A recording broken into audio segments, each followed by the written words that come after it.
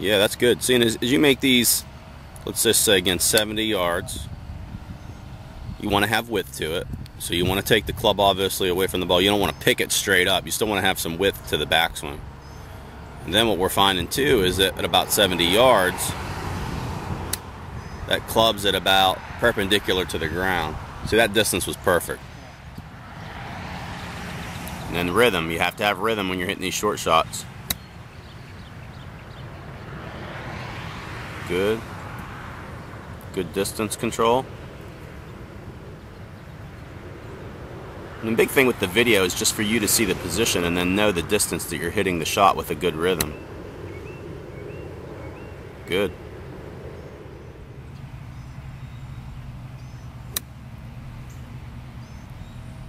Now, you see how that, when you switch from your, 52 to 60 degree, 60, that's actually 62. 62. Yeah, the difference in the distance with the same swing. You're not changing the swing. Now, if you want the ball to go farther, you're going to have to accelerate more through the impact. But here's the trick. You have to be smooth. You can't jerk it. You've got to be rhythmic with it. It's closer.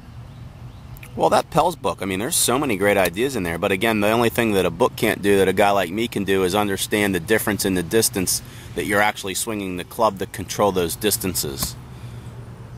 Haven't been replaced by a 10-year-old book.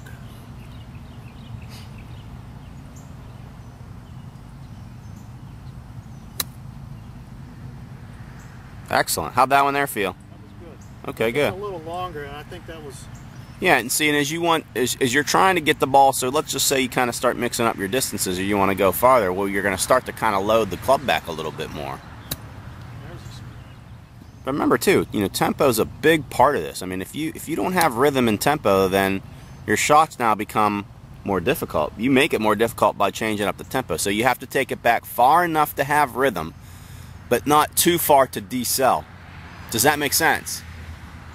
And sometimes too, just the eyes of the camera, well, and with the help of the instructor, you can start to see, okay, well, if I take the club this distance and I have good rhythm, the ball's going to travel that far.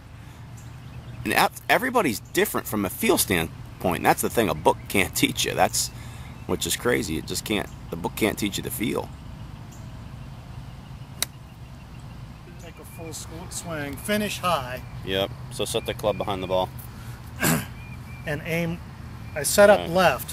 So now, see, the ball's a little bit more up. Club face is a little bit more open. What about the swing? So how much does the swing change? Swing, I think my swing's going to that L or 1030. Yep, it's going to go more to the 1030 spot. Hit behind it. Don't.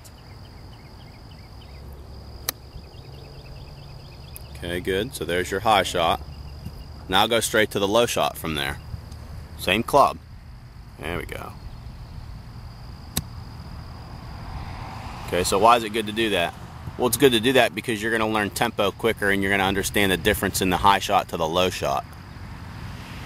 So instead of just standing there and hitting a whole bunch of flop shots, what I like to recommend, again, who knows, maybe Pels even says this in his book, and that's something you can read about, is just mixing your shots up a little bit. Don't do the same shot, kind of like Davis Love says on the putting green. Don't hit two balls from the same spot because they're really not going to react the same anyway.